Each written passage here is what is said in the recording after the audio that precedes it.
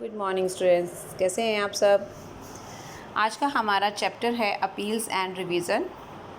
यहाँ इस चैप्टर के दो पार्ट्स हैं, अपील और रिवीज़न।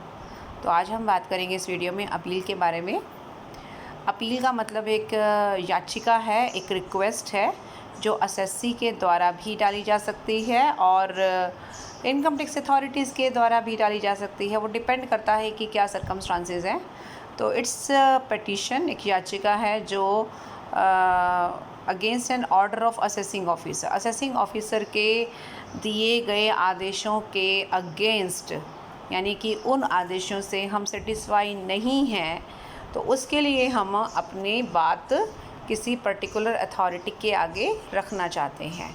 सो इस तरीके का प्रोविज़न हमें दिया गया है, इस तरीके का ऑप्शन हमें दिया गया है कि अगर हमें कहीं पे भी कोई ऑब्जेक्शन है या कोई डिससेटिस्फैक्शन है, then we can appeal against the order of assessing officer.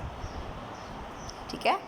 और इसके अलावा रिवीज़न की जहाँ तक बात है वो हम नेक्स्ट वीडियो में डिस्कस करेंगे। तो अपील के बारे में बात करते हैं। अपील, सबसे पहली जो अपील है that is appeals to the commissioner appeal. आप देख सकते हैं ब्रैकेट में अपील्स लिखा गया है। तो ये वो पर्सन है जिसके आगे, वो अथॉरिटी है जिसके आगे हम सबसे पहली अपील, फर्स्ट टाइम जो हमारी अपील होती है, फर्स्ट अपील होती है, वो हम इस पर्सन के आगे दे सकते हैं। अब क्या कंडीशन रहेंगी अपील की। सबसे पहले तो हम देखेंगे कि हम अपील कब कर सकते हैं। तो जब भी कोई असेसिंग ऑफिसर एसएससी से रिलेटेड कोई ऑर्डर इशू करता है and SSC is not satisfied with that order given by the assessing officer, तो वो उस ऑर्डर के मिलने के 30 दिन के अंदर अंदर एक प्रिस्क्राइब्ड फॉर्म, एक पर्टिकुलर परफॉर्मा होगा, एक फॉर्म होगा, इसका नाम है फॉर्म नंबर 35।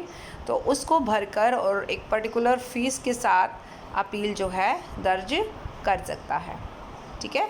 तो इस तरीके से उसे एक फॉर्म भरना होगा और पर्टिकुलर टाइम है 30 दिन का। अब दूसरी बात जो कह रहा है वो ये कि जो ये 30 दिन का टाइम है, इस टाइम को कमिश्नर बढ़ा सकता है। यानी कि मान लीजिए अगर हमें लेट हो गया है, 30 दिन का बाद का समय है और हमारे पास कोई जेन्युइन रीज़न है ये बताने के लिए कि हम अपील क्यों नहीं दर्ज कर पाए 30 दिन के अंदर अंदर, तो कमिश्नर अगर वो हमारी बात से सेटिस्फाइड है, अपीलेंट की बात से, जो अपील कर रहा है उसकी बात से, तो वो 30 दिन के बाद भी हमारी अपील को एडमिट कर सकता है, मतलब एक्सेप्ट कर सकता है। अब बात करते हैं सेकंड पॉइंट पे, that is payment of tax. तो ये पॉइंट एक बार पहले भी हम एक वीडियो में डिस्कस कर चुके हैं कि अपील करने से पहले हमें इंश्योर करना होगा कि हमारे पर जो भी टैक्स ड्यू है डिपार्टमेंट की तरफ से, वो हमें सबसे पहले पे करना होगा। बिना टैक्स या पेनल्टी या इंटरेस्ट, जो भी चीज़ें हम पर ड्यू हैं या हमें देनी हैं, पेबल हैं और हमें अभी तक नहीं दिया है, तो पहले हमें वो पे करनी होंगी और उसके बाद ही हम अपील कर सकते हैं। अब इसमें दो पार्ट्स हैं कि अगर तो एसएससी ने रिटर्न फिल किया है, रिटर्न सबमिट किया है, तो रिटर्न के हिसाब से जो टैक्स उसका ड्यू होगा उसको पे करना होगा, नंबर एक बात। नंबर दो, अगर रिटर्न फाइल नहीं किया है उसने, ठीक है, तो एडवांस टैक्स जितना बनता है उसका, उस एडवांस टैक्स के अमाउंट के बराबर उसको पेमेंट करना होगा। या तो रिटर्न अगर फिल की हो तो रिटर्न के हिसाब से जो टैक्स बनता है, या फिर एडवांस टैक्स के बराबर अमाउंट उसको जमा कराना होगा, डिपॉजिट कराना होगा, उसके बाद ही वो अपील दर्ज कर सकता है। लेकिन एडवांस टैक्स वाला जो केस है उसमें जो अथॉरिटी है, यानी जो कमिश्नर है, अगर उसे ये एहसास हो या उसको हम ये विश्वास दिला दें कि there is a genuine reason कि हम अपनी कोई बात उनके आगे इस तरीके से रखते हैं और हम उसे रिक्वेस्ट करते हैं कि हमें एडवांस टैक्स देने से छूट दी जाए, और if there is any genuine और suitable reason behind that thing, then we may be exempted from paying this advance tax. लेकिन रिटर्न वाला केस अगर रहा होगा तो हमें टैक्स ज़रूर पे करना है। फ़ीस की बात करते हैं, कितनी फ़ीस लगेगी। तो अपील की एप्लीकेशन दर्ज करने के लिए ये फ़ीस लग सकती है। There are 3 parts, A, B and C। वो ये है कि अगर हमारी यानी कि असेसी की टोटल इनकम 1 लाख रुपए से नीचे तक की है, मतलब टोटल इनकम जो कंप्यूट की गई है असेसिंग ऑफिसर के द्वारा, if it doesn't exceed 1 lakh, right. तो 1 लाख रुपए से नीचे की इनकम के लिए फ़ीस रहेगी 250, राइट। और अगर हमारी इनकम 1 और 2 के बीच में है, 1 लाख और 2 लाख के बीच में, यानी 1 से ऊपर है और 2 से नीचे है, देन हमें देने होंगे 500 रुपये, ठीक है जी। और अगर 2 लाख से ऊपर है देन हमें कितने देने होंगे, आप देख सकते हैं 1000 रुपीज़, ठीक है जी। ये तो हो गया मसला इनकम से रिलेटेड। मान लीजिए इनकम से रिलेटेड कोई इशू नहीं है, कोई और प्रॉब्लम है और उसके लिए हम अपील कर रहे हैं, तो हम क्या करेंगे, हमें कितनी फ़ीस देनी है, फिर हमें फ़ीस देनी है 250 रुपये, ठीक है। तो इनकम से रिलेटेड इशू है तो 250, 500, 1000 ये ऑप्शन है। ऑप्शन तो नहीं है, मतलब आपका इनकम जो है वो एक पर्टिकुलर रेंज के बाहर आता है या अंदर आता है, उसके हिसाब से आपको फ़ीस देनी है। और अगर इनकम से रिलेटेड कोई प्रॉब्लम नहीं है देन आपको 250 देने हैं, ठीक है। नेक्स्ट पॉइंट पे आ रहे हैं appellate orders before commissioner appeal, right. हम कौन कौन से प्रॉब्लम लेकर उनके आगे जा सकते हैं, मतलब हमें किस ऑर्डर से शिकायत है, ठीक है। तो एसएससी या जो भी टीडीएस डिडक्टर होता है या फिर जो टीसीएस यानी कि टैक्स कलेक्टर होता है, ऑब्वियसली ये लोग ही हैं जिनको असेसिंग ऑफिसर के ऑर्डर से प्रॉब्लम रही होगी। तो ये कौन कौन से प्रॉब्लम लेकर, कौन कौन से ऑर्डर से डिससेटिस्फाइड होकर अपीलेट ट्रिब्यूनल अपीलेट जो कमिश्नर है अपील्स वाला, उसके आगे जा सकते हैं। जैसे असेसमेंट हुआ है और असेसमेंट के दौरान डेफिनेटली इनकम जो असेस हुई है वो हमें ठीक नहीं लग रही, या इनकम डिटरमिन्ड हुई है वो हमें ठीक नहीं लग रही है, या जो लॉस उन्होंने हमारा कैलकुलेट किया है वो भी हमें ठीक नहीं लग रहा, मतलब हमें कैलकुलेशन में प्रॉब्लम लग रही है। फ्रिंज बेनिफिट्स की वैल्यू जो उन्होंने निकाली है वो भी हमें गलत लग रही है। वो भी का मतलब मैं ये कह रही हूँ, ये नहीं है कि सारी प्रॉब्लम एक ही आदमी के साथ होंगी, ये इनमें से कोई भी प्रॉब्लम अगर आपके साथ हो तो आप अपनी अपील लेकर कमिश्नर के पास जा सकते हैं। तो ये ऑप्शंस हैं, जैसे फ्रिंज बेनिफिट्स का प्रॉब्लम रह सकता है, और HUF मतलब कोई भी जो पर्सन है उसको हम इंडिविजुअल की तरह ट्रीट कर रहे हैं या एक फैमिली की तरह ट्रीट कर रहे हैं, तो ऑब्वियसली इंडिविजुअल और HUF का जो उनका स्टेटस होता है वो थोड़ा डिफरेंट हो जाता है, ठीक है। तो उसके हिसाब से वो हमारा स्टेटस गलत डिसाइड कर रहे हैं। हम चाहते हैं हम इंडिविजुअल की तरह ट्रीट किया जाए, लेकिन वो फैमिली की तरह ट्रीट कर रहे हैं। हो सकता है उस दौरान उसकी वजह से हमारा जो टैक्स का कैलकुलेशन ज़्यादा हो गया है। उसके अलावा कह रहा है an order of assessment reassessment, obviously कोई भी असेसमेंट का ऑर्डर या रीअसेसमेंट का अंडर सेक्शन 147 हुआ है जिससे हमें प्रॉब्लम है। इसके अलावा और हम देख लेते हैं, एक अच्छी खासी लंबी चौड़ी लिस्ट है। एन ऑर्डर ऑफ असेसमेंट और reassessment regarding search cases, search के केसेस में कोई भी हमारा असेसमेंट हुआ है और रीअसेसमेंट हुआ है, वहाँ हमें ऑब्जेक्शन है। एन ऑर्डर ऑफ रेक्टिफिकेशन, कोई भी रेक्टिफिकेशन हुआ है, कुछ गलती सुधार हुई है और उससे क्या हो गया है गलती, मतलब कोई भी इनकम टैक्स की प्रोसीडिंग में कोई मिस्टेक हुई और उसको रेक्टिफाई किया और उसकी वजह से हमारा जो है टैक्स बढ़ गया, असेसमेंट में हमारा टैक्स बढ़ गया या हमारा जो रिफ़ंड था वो कम हो गया, तो डेफिनेटली एसएससी का ऑब्जेक्शन रहेगा। जो इंसान पहले कम टैक्स पे कर रहा था और रेक्टिफिकेशन के बाद टैक्स ज़्यादा पे करना पड़ेगा, तो हो सकता है उसको इस बात से डेफिनेटली ऑब्जेक्शन तो रहेगा ना, क्योंकि कोई पर्सन ज़्यादा पैसे देगा तो वो रीज़न तो जानेगा कि ऐसा क्यों हुआ, और अगर वो उस रीज़न से सेटिस्फाइड नहीं है तो वो इसकी शिकायत करेगा या वो इसकी अपील करेगा।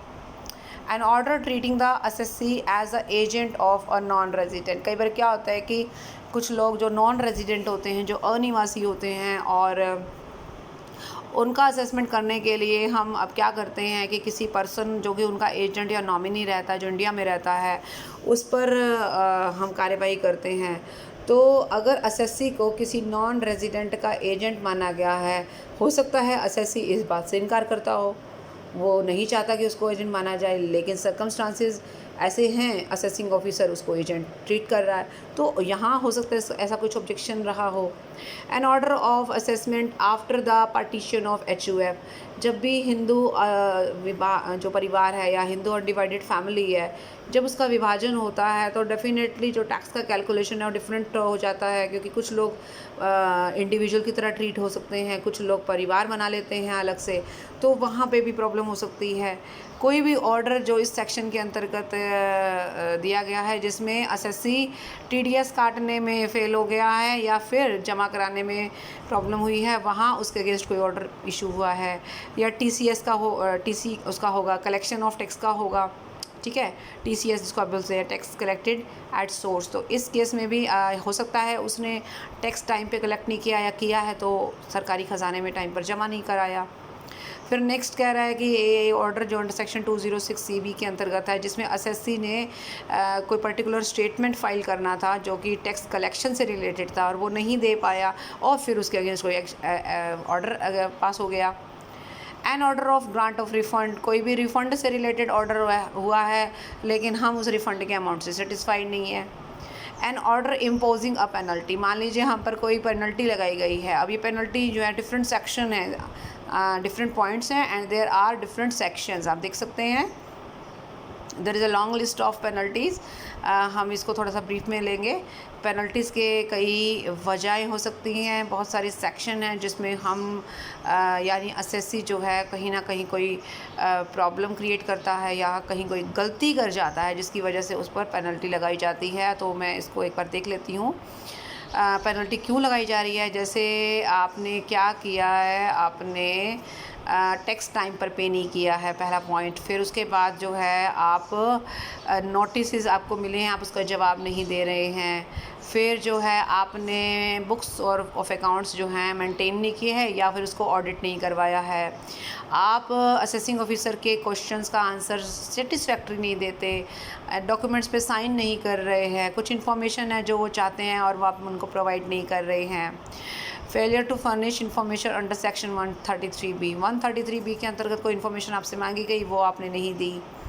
Similarly tax deduction account number, जो टीडीएस डिडक्टर है वो उसको एक नंबर लेना होता है, तो वो नंबर उसने अप्लाई नहीं किया या उसने अपने डॉक्यूमेंट्स में नहीं लिखा। इसके अलावा रिटर्न भरने में आपने परेशानी क्रिएट करी। इसके अलावा पॉइंट नंबर 9 पे आ रही हूँ, फेलियर टू कलेक्ट, तो टैक्स कलेक्ट करने में आप फेल हो गए। तो पेनल्टीज़ की बात हम कर रहे हैं, ठीक है। अंडर सेक्शन 275(1)A में penalty in case of appeal और रिवीज़न, तो अपील और रिवीज़न हुई और आपके ऊपर जो है पेनल्टी लग गई, हो सकता है और उसका डिसीज़न आपकी फेवर में ना जाए और पेनल्टी लग जाए, ऐसा भी तो हो सकता है ना। तो उस केस में और उस ऑर्डर से आप सेटिस्फाइड नहीं हैं। In case of search under section 132 और in case of search under section this after this, तो आपने एक लास्ट वीडियो में 2-3 पॉइंट्स हम लोगों ने डिस्कस किए थे जिसमें हमने देखा था कि असेसिंग ऑफिसर जो है डिफरेंट सेक्शन के अंतर्गत डिफरेंट टाइम स्लॉट में सर्च का जो एक्शन लेता है, जिसमें डॉक्यूमेंट्स की सर्चिंग और बहुत सारी और कार्यवाही की जाती है। तो उससे रिलेटेड अगर कोई ऑर्डर इशू हुआ है and we are not satisfied with the order, then we can make an appeal before commissioner appeal, right. इसके अलावा एक पॉइंट और भी है, ये तो पेनल्टी के केसेस थे ना सारे। 13 and last point is joint commissioner. Joint commissioner के ऊपर बात आ गई है अब यहाँ पे। जॉइंट कमिश्नर ने मना कर दिया है, रिफ्यूज़ कर दिया है to approve the option for tonnage tax scheme to a shipping company. What is this scheme? तो शिपिंग कंपनीज़ के ऊपर टैक्स की कैलकुलेशन करने के लिए ये स्कीम एक मतलब एक तरह से टैक्स का मैकेनिज़्म है, एक सिस्टम है जिसके अंतर्गत शिपिंग कंपनीज़ को ऑप्शन दिया जाता है कि वो अपना टैक्स कैलकुलेशन इस स्कीम के अंतर्गत करवा सकते हैं या नहीं करवा सकते। तो ये हो सकता है कि जॉइंट कमिश्नर ने किसी पर्टिकुलर शिपिंग कंपनी को ये ऑप्शन देने से मना कर दिया हो या अप्रूव ना किया हो, राइट। तो इसलिए भी और इस तरीके का कोई ऑर्डर दिया है तो we are dissatisfied, so we can make an appeal. ये तो हो गए वो ऑर्डर जिसके अगेंस्ट या जिसकी वजह से हम अपील कर रहे हैं। अब बात आती है कि प्रोसीजर क्या है अपील का। प्रोसीजर ये है कि एक तो है कि इन्फॉर्मेशन रिगार्डिंग प्लेस सेंटेड, तो जिसके आगे आप अपील कर रहे हो, मतलब कमिश्नर के आगे आप अपील कर रहे हो, तो कमिश्नर एक डेट और टाइम प्लेस फाइनल करेंगे कि आपको और जो असेसिंग ऑफिसर है उसको वहाँ पर उस जगह उस टाइम पर पहुँचना है। ठीक है। दूसरी बात, प्लीडिंग द केस, और उसके बाद केस को कौन देखेगा, मतलब असेसी अगर खुद नहीं आ सकता तो अपना रिप्रेजेंटेटिव भेज सकता है, और खुद तो वो आ ही सकता है। सिमिलरली असेसिंग ऑफिसर भी अपनी जगह किसी और को भी केस की प्लीडिंग के लिए भेज सकता है और ख़ुद भी वो प्रेजेंट हो सकता है। पावर टू एडजर्न, तो कमिश्नर के पास ये पावर है कि वो टाइम टू टाइम इस हियरिंग को एडजर्न यानी स्थगित कर सकता है। राइट ऑफ इंक्वायरी, उसको पूरा राइट है कि वो पर्टिकुलर ग्राउंड्स पर, पर्टिकुलर बेसिस पर अपनी इंक्वायरी करे और उसके बाद ही अपना जजमेंट दे। हियरिंग ऑन एडिशनल ग्राउंड, इसका मतलब ये है कि हमने अपील जब फिल की थी, हमने अपील जब फाइल की थी और उसके अंदर जो पॉइंट्स हमने रखे थे, तो हो सकता है उसमें कोई पॉइंट हम मिस कर गए हों। ठीक है। तो अगर हियरिंग के समय हम वो कोई एडिशनल पॉइंट जज के आगे या कमिश्नर के आगे रख रहे हैं, तो कमिश्नर उस समय उस एडिशनल पॉइंट को क्या कंसिडर करेंगे, तो डेफिनेटली वो कर सकते हैं। ठीक है। ओके जी। और बट हमें ये बताना होगा कि हमने वो पॉइंट अपील में क्यों छोड़ा, ये हमारे पर जेन्युइन रीज़न हमारे पास होना चाहिए। ऑर्डर इन राइटिंग, तो वो जो भी डिसीज़न देंगे वो अपना राइटिंग में देंगे। और लिमिटेशन की बात करें तो उनको कब तक इसका डिसीज़न देना है, जिस समय हम अपील करते हैं with in a period of 1 year from the end of जिस ईयर में हमने अपील किया है उस ईयर, उस फाइनेंशियल ईयर के ख़त्म होने के 1 साल के अंदर अंदर हमारा जो है एक तरह से इस अपील का या जिस अपील का जो निपटारा है वो हो जाना चाहिए। Next is communication of order. Communication of order का मतलब होता है कि जो भी फाइनल डिसीज़न होगा वो असेसी को भी दिया जाएगा और प्रिंसिपल कमिश्नर और कमिश्नर, प्रिंसिपल चीफ कमिश्नर और चीफ कमिश्नर को भी भेजा जाएगा। राइट। नेक्स्ट कह रहे हैं प्रोविज़न फॉर ई अपील। अब एक ई अपील का प्रोविज़न भी इस साल से यानी 2021 से बीच में इंसर्ट किया गया है, और ये इसलिए किया गया है कि एक ट्रांसपेरेंसी रहे, एफिशिएंसी रहे और टाइम कंज्यूमिंग कम हो, और जो असेसी और जो अपीलेट अथॉरिटी है यानी कि जो प्रिंसिपल जो कमिश्नर है हमारा, उसके बीच में जो है इंटरेक्शन इस तरीके से कम हो, इंटरफेस कम से कम हो। ठीक है। ऑप्टिमम यूटिलाइजेशन ऑफ रिसोर्सेज हो, और एक तरीके से एक greater efficiency, transparency and accountability और टाइम पर जो है ये डिसीज़न हो पाए, इसके लिए ई अपील का प्रोविज़न रखा गया है। राइट्स ऑफ कमिश्नर, कमिश्नर के राइट्स क्या हैं जिसके आगे हम अपील कर रहे हैं, उनका ऑर्डर फाइनल होगा। ठीक है। उस ऑर्डर में वो चाहे तो उस अपील को मतलब जो भी उनका डिसीज़न है, यानी कि अगर मान लीजिए इनकम के असेसमेंट की बात है तो इनकम जो भी असेस की गई है उसको एज इट इज़ रख सकते हैं, उसको कम कर सकते हैं, उसको बढ़ा भी सकते हैं और उसको इनवैलिड भी करार दे सकते हैं। ये भी कह सकते हैं कि ये इनकम जो है सही कैलकुलेट नहीं है, इसको दोबारा कैलकुलेट किया जाए। इसके अलावा अगर पेनल्टी की बात है तो वही बात है कि पेनल्टी को भी कंफर्म कर सकते हैं और कैंसिल भी कर सकते हैं और एनहांस भी कर सकते हैं एंड रिड्यूस भी कर सकते हैं। तो जो भी फ़ैसला वो देंगे वो अपना फ़ैसला अपने हिसाब से सही देंगे। और अगर असेसी को अभी भी ऐसा लगता है या जो भी पार्टीज़ हैं उनको ऐसा लगता है कि this decision is not good और वो उनकी फेवर में नहीं है and they are still dissatisfied, then they can make an appeal before appellate tribunal। वो अपनी अगली अपील एपिलेट ट्रिब्यूनल के आगे डाल सकते हैं। अब ये एपिलेट ट्रिब्यूनल क्या चीज़ है? एपिलेट ट्रिब्यूनल ऑब्वियसली ये एक या एक से ज़्यादा लोगों का एक ग्रुप है जो सेंट्रल गवर्नमेंट बनाता है। हम ध्यान से देखते हैं, सेंट्रल गवर्नमेंट इसको बनाएगा, ठीक है, एक एपिलेट ट्रिब्यूनल को, और उसमें अपनी मर्ज़ी से जुडिशियल और अकाउंटेंट नेचर के मेंबर्स डालेगा। यानी जुडिशियल जो लीगल जो नॉलेज रखते हैं और लीगल एस्पेक्ट्स से जो फेमिलियर हैं और अकाउंटेंट जो अकाउंट से फेमिलियर हैं, तो उन मेंबर्स को रखा जाएगा और उनको वो पावर्स दी जाएंगे कि वो किस तरीके से अपनी ये कार्यवाही कर सकते हैं। अब यहाँ पर थोड़ा सा ध्यान देने वाला जो सीन है वो ये है कि हमें इन दोनों पर्सन की क्वालिफ़िकेशन को भी देखना है। तो जुडिशल मेंबर कौन होना चाहिए? जुडिशल मेंबर होना चाहिए जिसने कम से कम एटलीस्ट 10 ईयर्स उसने किसी जुडिशियल पोस्ट पर काम किया हो, कम से कम 10 साल इंडियन टेरिटरी में, यानी कि इंडिया के अंदर, या वो इंडियन लीगल सर्विस का मेंबर रहा हो ग्रेड 2 में, या उसके इक्विवेलेंट या उससे ज़्यादा उससे बड़ी पोस्ट पर रहा हो कम से कम 3 साल तक, या अभी भी ऑप्शन है, या वो एडवोकेट रहा हो कम से कम 10 साल तक। तो ये जो 3-4 बातें हैं, यानी ये जो जिस भी मेंबर को आप रखना चाह रहे हो अपीलेट ट्रिब्यूनल में, जो जुडिशियल मेंबर के तौर पर बनना चाहेगा, उसमें ये क्वालिफ़िकेशन होनी चाहिए। इनमें से कोई भी एक क्वालिफ़िकेशन हो तो वो जुडिशियल मेंबर बन सकता है। अब अकाउंटेंट की बात करते हैं। अकाउंटेंट मेंबर वो होगा जो कम से कम 10 ईयर्स तक किसी की प्रैक्टिस में हो, अकाउंट्स मेंटेन करने की प्रैक्टिस में हो एज ए चार्टर्ड अकाउंटेंट, मतलब 10 साल तक कम से कम चार्टर्ड अकाउंटेंट रहा हो, राइट। रहा हो का मतलब होता है 10 साल से उसने सीए की प्रैक्टिस की हो एज ए सीए।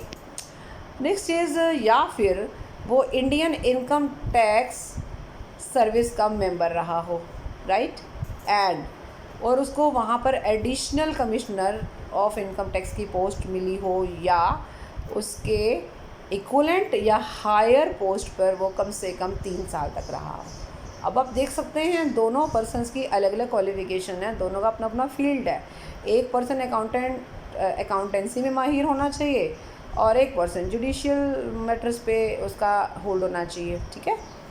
अब जो सेंट्रल गवर्नमेंट है वो एक पर्सन, अभी ध्यान देना, हु इज़ सिटिंग और रिटायर्ड, जो या तो इस समय हाई कोर्ट का जज हो या रिटायर हो चुका हो, ठीक है, एंड और who has completed not less than, जिसने कम से कम 7 साल की नौकरी की हो एज ए जज इन, मतलब सर्विसेज दी हों हाई कोर्ट के, या तो रिटायर्ड हो या इस समय जज हो, और कम से कम 7 साल फिर वो जज बना हुआ हो 7 साल से, और या वो प्रेसिडेंट रहा हो, वाइस प्रेसिडेंट रहा हो इसी अपीलेट ट्रिब्यूनल का पहले से, यानी वाइस प्रेसिडेंट, अपीलेट ट्रिब्यूनल में वाइस प्रेसिडेंट भी होते हैं, प्रेसिडेंट भी होते हैं, ठीक है, और मेंबर्स भी होते हैं, जिसे आप अकाउंटेंट मेंबर या जुडिशियल मेंबर कहते हैं।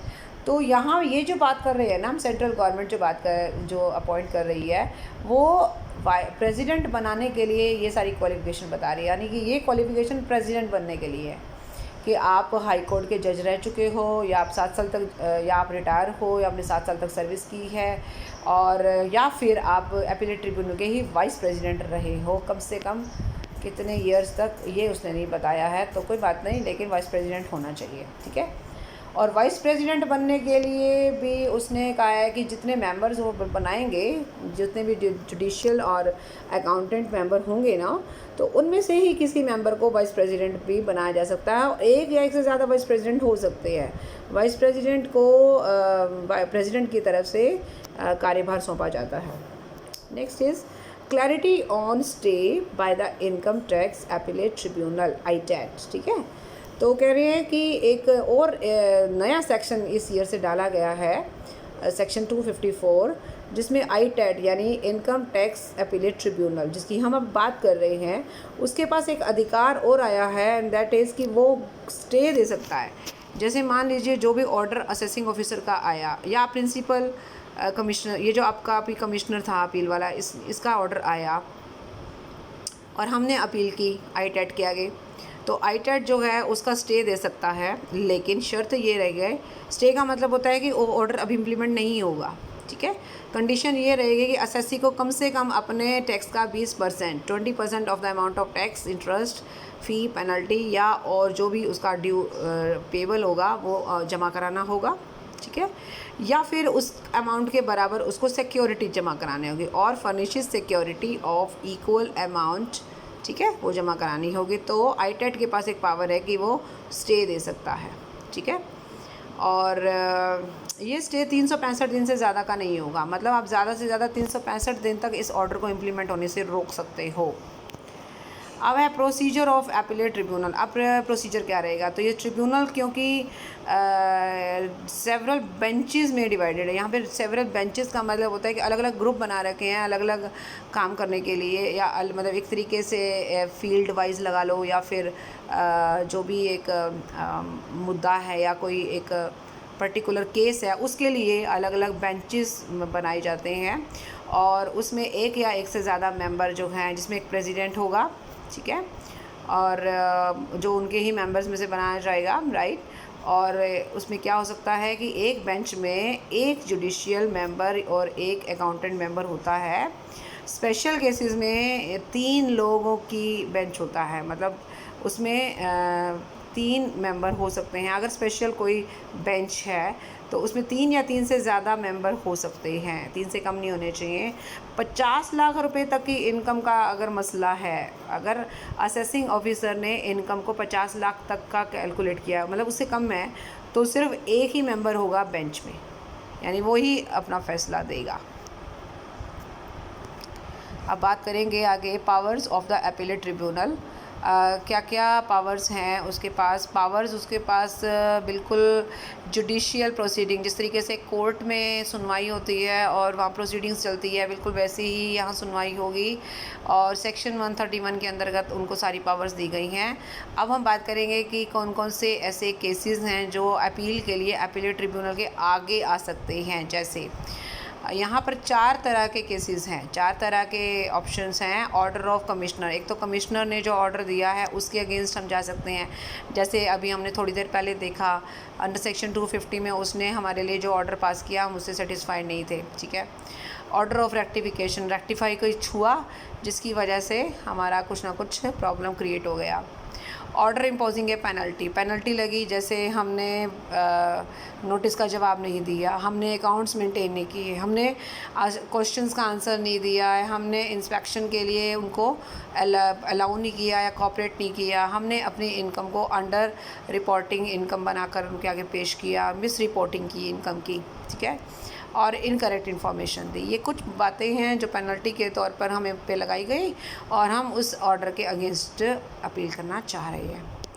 Now next point is orders of principal commissioner और कमिश्नर। तो अब एक और अथॉरिटी है प्रिंसिपल कमिश्नर की, उसने कोई ऑर्डर पेश किया हमारे अगेंस्ट दिया है एंड हम उससे डिससेटिस्फाई हैं। जैसे रजिस्ट्रेशन करने से मना कर दिया उन्होंने एक चैरिटेबल इंस्टीट्यूशन का, रिलीजियस ट्रस्ट का। मतलब एक इंस्टीट्यूशन है जो चैरिटेबल है, वो अपना रजिस्ट्रेशन करवाना चाह रहा है लेकिन प्रिंसिपल कमिश्नर मना कर रहा है। रिवीज़न ऑर्डर कोई दिया है, फिर उन्होंने कोई पेनल्टी लगाई है, जैसे पेनल्टी है क्वेश्चंस के आंसर को लेकर, स्टेटमेंट के साइन को लेकर, इंस्पेक्शन की, जो अभी अभी आपने ऊपर देखा होगा, यहाँ पे भी एक आया था पॉइंट। रेक्टिफिकेशन का कोई ऑर्डर पास हुआ है, फिर और पेनल्टी लगी है। पेनल्टी किस लिए लगी है कि हमने जो है नोटिस का जवाब नहीं दिया या इनकम को छिपाया। और फिर है disallowance of deduction in respect of donation to an institution और फंड। हमने किसी पर्टिकुलर इंस्टीट्यूशन को डोनेशन दिया लेकिन हमें हमारी इनकम में से उसको डिडक्ट नहीं करने दिया जा रहा। हालांकि अंडर सेक्शन 80G आप ये जानते हैं कि अगर हम पर्टिकुलर एसोसिएशंस ऑर्गेनाइजेशंस को डोनेशन देते हैं तो हमें अपनी इनकम में से उसको लेस करने की परमिशन होती है। लेकिन हो सकता है कुछ सर्कमस्टांसेस ऐसे रहे हों या फिर हमारे पार्ट पे कुछ गलती रही हो, वो डिपेंड करता है कि अपील के बाद उसका क्या फ़ैसला होगा। Under reporting and miss reporting of income, तो ये सारे केसेस हैं अगर इसके अगेंस्ट प्रिंसिपल कमिश्नर ने कोई ऑर्डर पास किया है तो।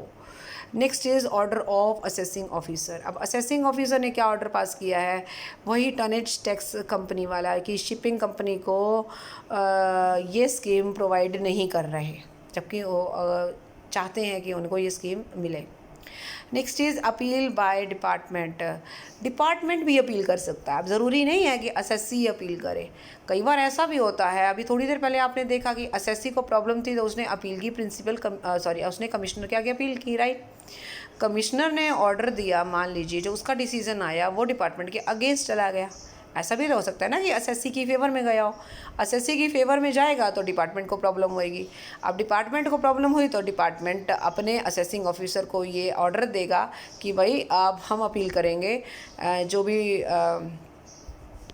ऑर्डर पास हुआ है कमिश्नर अपील के द्वारा, ऑब्वियसली कमिश्नर अपील ने उनके अगेंस्ट ऑर्डर दिया है, तो हम जो है इसके अगेंस्ट अपीलेट ट्रिब्यूनल के आगे अपील करना चाहते हैं, तो वो अपने असेसिंग ऑफिसर को ये आदेश देते हैं कि वो इस तरीके से कार्य करे।